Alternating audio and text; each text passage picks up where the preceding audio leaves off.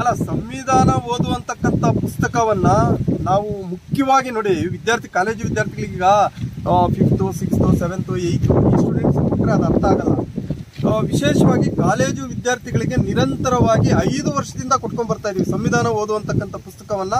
ಪ್ರತಿ ಹಾಸ್ಟೆಲ್ ಕೂಡ ಕವರ್ ಮಾಡ್ಕೊಂಡ್ ಬರ್ತಾ ಇದೀವಿ. ಎಲ್ಲೆಲ್ಲ ಹಾಸ್ಟೆಲ್ಸ್ ಇದೆ ಅದರಲ್ಲಿ ಯಾವುದೇ ಜಾತಿ ಧರ್ಮ ನಾವು ನೋಡ್ತಾ ಇಲ್ಲ, ಭೇದ ಮಾಡ್ತಾ ಇಲ್ಲ, ಎಲ್ರಿಗೂ ಕೂಡ ಕೊಟ್ಕೊಂಡ್ ಬರ್ತಾ ಇದೀವಿ. ಏನಕ್ಕೆ ಅಂದ್ರೆ ಸಂವಿಧಾನ ಓದುವಂತಕ್ಕಂಥ ಪುಸ್ತಕವನ್ನು ಯಾಕೆ ಕೊಡ್ತಾ ಇದೀವಿ ಅಂದ್ರೆ, ಇವತ್ತು ಮಕ್ಕಳು ಏನಾಗ್ತಾ ಇದಾರೆ ಅಂದ್ರೆ ಬರೀ ವಿದ್ಯಾಭ್ಯಾಸದ ಕಡೆ, ಸಂಪಾದನೆ ಕಡೆ ತಂದೆ ತಾಯಿ ಅಂದ್ರೆ ಏನ್ ಮಾಡ್ತಾ ಇದಾರೆ, ನೀವು ಸಂಪಾದನೆ ಮಾಡ್ಕೊಂಡು ನಿಮ್ಮ ಲೈಫ್ಗಳನ್ನ ಲೀಡ್ ಮಾಡ್ಕೊಂಡು ನೀವು ಎಂಜಾಯ್ ಮಾಡಿ ಅಥವಾ ನೀವು ಚೆನ್ನಾಗಿರಿ ಅಂತಕ್ಕಂಥ ನಿಟ್ಟಿನಲ್ಲಿ ಇವತ್ತು ವಿದ್ಯಾಭ್ಯಾಸಕ್ಕೆ ಮಹತ್ವ ಕೊಡ್ತಾ ಇದ್ದಾರೆ. ನಿಜವಾಗ್ಲೂ ಕೂಡ ಇದು ನಾನೊಂದು ಕರೆ ಕೊಡ್ತೀನಿ ಪೋಷಕರಿಗೆ, ನಿಜವಾಗ್ಲೂ ಕೂಡ ಇದು ತಪ್ಪು. ನಾವಿವತ್ತು ವಿದ್ಯಾವಂತರಾಗೋದು ಮತ್ತೆ ಭವಿಷ್ಯದಲ್ಲಿ ನಾವು ಬೆಳಿಬೇಕು ಅಂದ್ರೆ ಮುಖ್ಯವಾಗಿ ನಾವು ಮಾಡಬೇಕಾಗಿರ್ತಕ್ಕಂಥ ಕೆಲಸ ಏನಪ್ಪಾ ಅಂದ್ರೆ, ಒಂದು ಕಾನೂನಿನ ಅರಿವು ಬಹಳ ಮುಖ್ಯ. ಮತ್ತೆ ಜೊತೆಗೆ ಇವತ್ತು ಮಕ್ಕಳಲ್ಲಿ ವಿದ್ಯಾರ್ಥಿಗಳಲ್ಲಿ, ಕಾಲೇಜ್ ಸ್ಟೂಡೆಂಟ್ಸ್ ಅಲ್ಲಿ ಅರಿವು ಮೂಡಿಸ್ತಕ್ಕಂಥ ಕೆಲಸ ಮಾಡ್ತಾ ಇದೀವಿ. ಏನಕ್ಕೆ ಅಂದ್ರೆ ಅವರೇ ಮುಂದಿನ ಬುನಾದಿ ನಮ್ಗೆ. ಅವ್ರು ನಾಳೆ ದಿನ ಬರೀ ನಾನೇನೋ ಎಂಜಾಯ್ ಮಾಡ್ಕೊಂಡು ನನ್ನ ಲೈಫ್ ಲೀಡ್ ಮಾಡ್ಕೊಳ್ಳೋದಕ್ಕಲ್ಲ. ಇವತ್ತು ನಾವು ಬದುಕೋದು ಸಮಾಜದಲ್ಲಿ ಯಾವುದೇ ಒಬ್ಬ ವಿದ್ಯಾರ್ಥಿ ಆಗ್ಬೋದು, ಒಬ್ಬ ನಾಯಕ ಆಗ್ಬೋದು ಅಥವಾ ಒಬ್ಬ ನಾಗರಿಕ ಆಗ್ಬೋದು, ಸಮಾಜವನ್ನ ಆರ್ಥಿಕವಾಗಿ, ರಾಜಕೀಯವಾಗಿ, ಶೈಕ್ಷಣಿಕವಾಗಿ, ಸಾಮಾಜಿಕವಾಗಿ ಎಲ್ಲ ಜಾತಿ ವರ್ಗದಲ್ಲೂ ಬಡವರಿದ್ದಾರೆ, ಅವರೆಲ್ಲ ಮುನ್ನೆಲೆಗೆ ಬರಬೇಕು. ಆ ನಿಟ್ಟಿನಲ್ಲಿ ನಾವೆಲ್ಲ ಒಂದು ಅರಿವು ಮೂಡಿಸ್ತಕ್ಕಂಥ ಕೆಲಸವನ್ನ ಮಾಡೋ ನಿಟ್ಟಿನಲ್ಲಿ ಇವತ್ತು ಸಂವಿಧಾನ ಓದುವಂತಕ್ಕಂಥ ಪುಸ್ತಕಗಳನ್ನ ನಾವು ನಿರಂತರವಾಗಿ ಕೊಟ್ಕೊಂಡ್ ಬರ್ತಾ ಇದೀವಿ.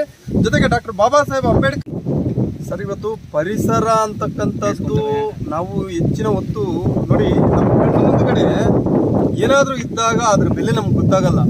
ಕಣ್ಣು ಯಾವುದೇ ಆಗ್ಬೋದು, ಅದು ಯಾವುದೇ ವಸ್ತು ಆಗ್ಲಿ ಅಥವಾ ಪ್ರಕೃತಿ ಆಗ್ಲಿ, ಇನ್ನೊಂದು ನಮ್ಮ ಕಣ್ಣು ಮುಂದೆಗಡೆ ಇದ್ದಾಗ ಯಾವುದು ನಮ್ಗೆ ಅದರ ಅರಿವೇ ಬರೋದಿಲ್ಲ. ಅದು ಯಾರೇ ಆಗ್ಬೋದು, ಒಬ್ಬ ಮನುಷ್ಯರಾಗ್ಬೋದು, ಇನ್ನೊಬ್ರಾಗ್ಬೋದು. ಅದು ನಮಗೆ ಒಂದು ಚೂರು ಏನಾದ್ರೂ ನಮ್ಮಿಂದ ದೂರ ಆದಾಗ ಅಥವಾ ಅದರ ಅವಶ್ಯಕತೆ ನಮಗೆ ಬೇಕು ಅಂದಾಗ ಅದರ ಒಂದು ಮಹತ್ವ ಏನು ಅಂತ ಹೇಳ್ಬಿಟ್ಟು ನಮ್ಗೆ ಗೊತ್ತಾಗ್ತದೆ. ಇವತ್ತು ಗಾಳಿ ನೋಡಿ, ಗಾಳಿಯಿಂದ ನಾವು ಉಸಿರಾಡ್ತಾ ಇದೀವಿ, ಬದುಕ್ತಾ ಇದೀವಿ, ಜೀವಿಸ್ತಾ ಇದೀವಿ. ಒಂದು ಚೂರು ಪೊಲ್ಯೂಷನ್ ಅಲ್ಲ, ಈಗಾಗಲೇ ಪೊಲ್ಯೂಷನ್ ಆಗ್ತಾ ಇದೆ. ಇವತ್ತು ನೀವು ಎಲ್ಲಾ ವಾಹನಗಳಲ್ಲಿ ಹೊಗೆಗಳನ್ನ ಒಂದು ಬರ್ತಾ ಇರೋದ್ರಿಂದ, ಹೊಗೆಗಳ ಎಲ್ಲ ವಾಹನಗಳಲ್ಲಿ ಬರ್ತಾ ಇರೋದ್ರಿಂದ ಇವತ್ತು ಪೊಲ್ಯೂಷನ್ ಆಗ್ತಾ ಇದೆ, ಎಲ್ಲ ರೀತಿಯಲ್ಲೂ ಆಗ್ತಾ ಇದೆ. ಸೊ ಇದು ಪೊಲ್ಯೂಷನ್ ನಾವು ಮಾಡ್ತಾ ಇದ್ರೆ ಏನಾಗ್ತದೆ, ಆರೋಗ್ಯಗಳು ಕೆಡ್ತಕ್ಕಂಥ ಸಂಭವ ಇರ್ತದೆ.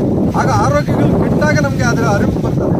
ಹಾಗಾಗಿ ನಾವು ಮುಂದಿನ ಪೀಳಿಗೆ ಉಳಿಯೋ ನಿಟ್ಟಿನಲ್ಲಿ, ಮುಂದಿನ ಪೀಳಿಗೆಯ ಅವರ ಭವಿಷ್ಯತ್ತಿಗಾಗಿ ನಾವೆಲ್ಲರೂ ಎಲ್ಲ ಪತ್ರಿಕಾ ಮಾಧ್ಯಮದವರು, ನಾವು ಎಲ್ಲರೂ ಪ್ರತಿಯೊಬ್ಬರೂ ಕೂಡ ಸೇರಿ ನಾವು ಇವತ್ತು ಪ್ರಕೃತಿಯನ್ನು ಉಳಿಸಲಿಕ್ಕೆ ನಾವು ಪ್ರಾಮಾಣಿಕವಾದಂಥ ಪ್ರಯತ್ನ ಮಾಡಬೇಕು. ಇಲ್ಲಾಂದ್ರೆ ನಿಜವಾಗ್ಲೂ ಹೇಳ್ತಾ ಇದ್ದೀನಿ, ಕೆಲವೇ ವರ್ಷಗಳಲ್ಲಿ, ಈಗಾಗಲೇ ನಾವು ಡೆಲ್ಲಿಯಲ್ಲಿ ನೋಡ್ತಾ ಇದೀವಿ, ಕೆಲವೇ ವರ್ಷಗಳಲ್ಲಿ ತುಂಬಾ ಕ್ಲಿಷ್ಟಕರವಾದಂಥ ಪರಿಸ್ಥಿತಿಗಳನ್ನು ನಾವು ಎದುರಿಸಬೇಕಾಗ್ತದೆ. ಯಾಕಂದ್ರೆ ಅಭಿವೃದ್ಧಿ ಅಂತಕ್ಕಂಥ ಹೆಸರಲ್ಲಿ ಇವತ್ತು ನಾವೇನ್ ಮಾಡ್ತಾ ಇದೀವಿ, ಇಡೀ ಪರಿಸರವನ್ನ, ಪ್ರಕೃತಿಯನ್ನ ನಾಶ ಮಾಡ್ತಕ್ಕಂಥ ನಿಟ್ಟಿನಲ್ಲಿ ನಾವೆಲ್ಲ ಹೋಗ್ತಾ ಇದೀವಿ.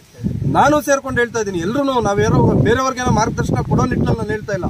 ನಾನು ಸೇರಿ ಪ್ರತಿಯೊಬ್ಬರೂ ಕೂಡ ಆತ್ಮಾವಲೋಕನ ಮಾಡಿಕೊಂಡು ನಾವೇನಾದ್ರೂ ಹೋದ್ರೆ ನಿಜವಾಗ್ಲೂ ಕೂಡ ಸರ್ಕಾರಗಳಂತೂ ಇದ್ರ ಬಗ್ಗೆ ಒಂದು ಕಟ್ಟುನಿಟ್ಟಾದಂಥ ಕ್ರಮಗಳನ್ನ ತೆಗೆದುಕೊಳ್ಳದೆ ಹೋದ್ರೆ ನಿಜವಾಗ್ಲೂ ಕೂಡ ನಮಗೆ ಮುಂದಿನ ಪೀಳಿಗೆಗೆ ಮಾರ್ಗ ಹಾಕೋದ್ರಲ್ಲಿ ತಪ್ಪೋದು ಇಲ್ಲ.